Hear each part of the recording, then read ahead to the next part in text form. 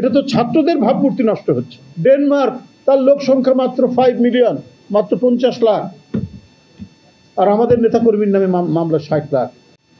যেই সরকারের অধীনে সবকিছু ঠিকঠাক চলবে, একটা যে অবাধ এবং সুষ্ঠু নির্বাচন শেখ হাসিনা আত্মসাৎ করে এটা অদৃশ্য করে দেওয়ার চেষ্টা করেছেন, সেটিকে পুনঃপ্রবর্তন করবেন ডক্টর ইউনূস সাহেব।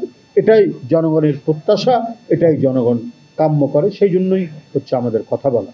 যেটা অসীম এখানে বলেছে যে কেন এটা সুস্পষ্ট করছেন, কেন এই দ্বিধা দ্বন্দ্বের মধ্যে দোলাচ্ছেন মানুষের হৃদয়কে, পেন্ডুলামের মধ্যে ডিসেম্বর না জুন এর মধ্যে দোল খাচ্ছে কেন, এটা সুস্পষ্ট করুন।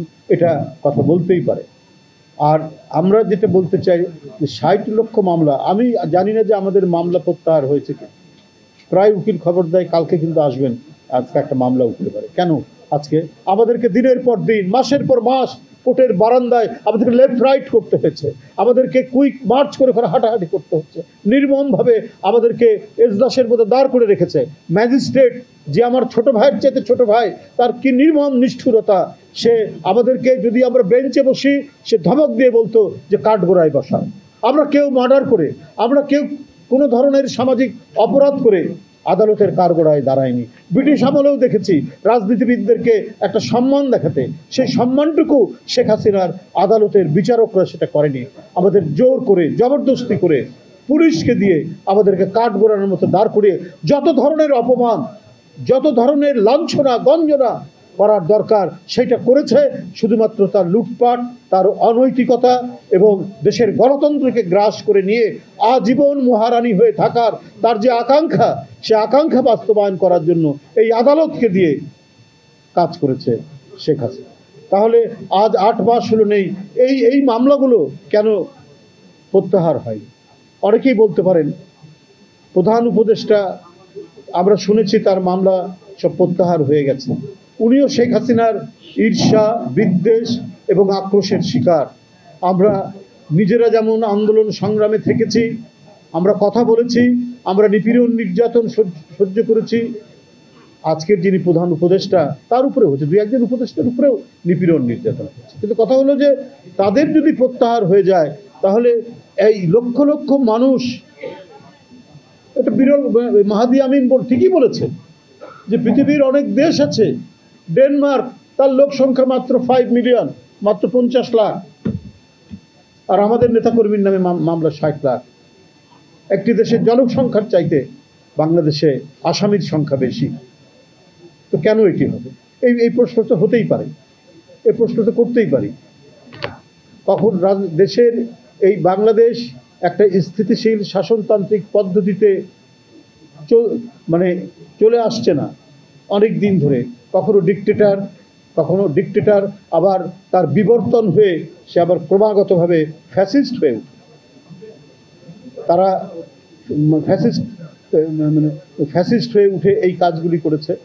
কিন্তু দ্রুত এটা নিরসন করা দরকার ছিল।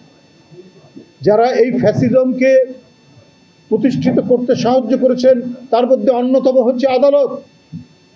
জাস্টিস খায়রুল হক, জাস্টিস এনায়েতুর রহিম, জাস্টিস আসাদুজ্জামান, এরকম অসংখ্য না।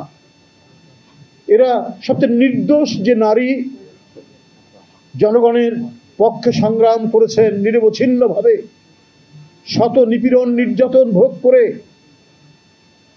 জনগণকে ছেড়ে যাননি, মাটিকে ছেড়ে যাননি। এদেশের মৃত্তিকা, পানি, বৃক্ষ, এদেশের পাখি, এর মধ্যে যিনি নিবিড়ভাবে মিশে আছেন সে দেশনেত্রী বেগম খালেদা জিয়ার বিরুদ্ধে মিথ্যা মামলায় আসাদুজ্জামান তাকে সাজা দিয়েছে। সেই সাজা আবার বর্ধিত করা হয়েছে উচ্চতর আদালতে। তাহলে সেই বিচারকরা কেন শাস্তির আওতায় আসবে না? ফ্যাসিবাদের বিচারক, তাদেরও বিচার হতে হবে। আমরা নুরেমবার্গ ট্রায়ালে দেখেছি হিটলারের যারা আদালতের যারা বিচারক ছিলেন, যারা কোনো ধরনের যুক্তির কথা না শুনে হিটলারের কথায় লক্ষ লক্ষ কয়েদিকে পুড়িয়ে মারার যারা সিদ্ধান্ত দিয়েছেন, বিচার করেছেন, তাদের বিচার হয়নি।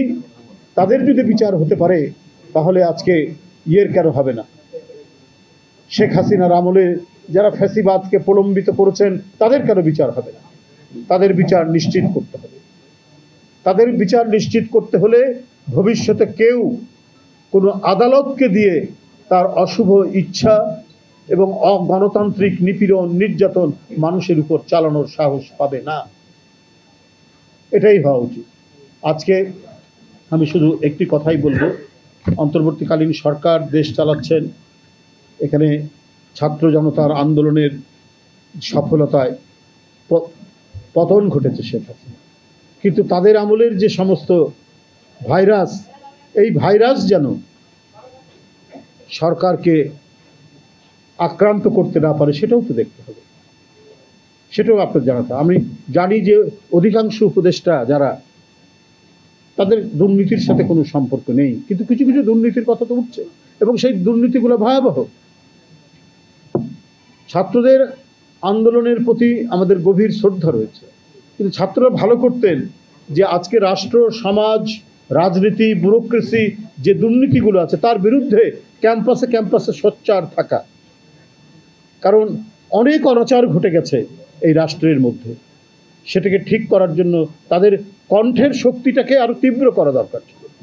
এবং তারা যখন ক্ষমতার অংশীভাগ করছেন, ক্ষমতার অংশ নিচ্ছেন, তখন তো তাদের আরো সতর্ক থাকার কথা ছিল। কেন তাদের এপিএস এর নামে শত কোটি টাকা দুর্নীতির অভিযোগ আসবে? কেন তারা বদলি বাণিজ্যের বিষয়ে তাদের অভিযোগ উঠবে?